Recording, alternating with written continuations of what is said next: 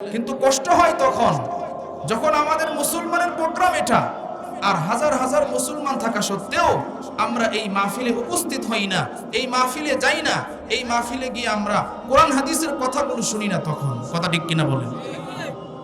এই জন্য ভাই, দিনের কাজ আল্লাহ সবাইরে দিয়া করাইবে না। দিনের কাজ আল্লাহ কিছু কিছু মানুষকে দিয়া করাবে, যাদেরকে আল্লাহ কবুল করবেন। সুবহানাল্লাহ। এই জন্য আলহামদুলিল্লাহ আরো বাহির থেকে মানুষ আসতেছে, আসবে ইনশাআল্লাহ। তো আমরা এখানে যারা আছি সকলে একটু আওয়াজ দিতে পারবো তো? সকলে আওয়াজ দিতে পারবো? সুবহানাল্লাহ জোরে বলেন। মাশাআল্লাহ।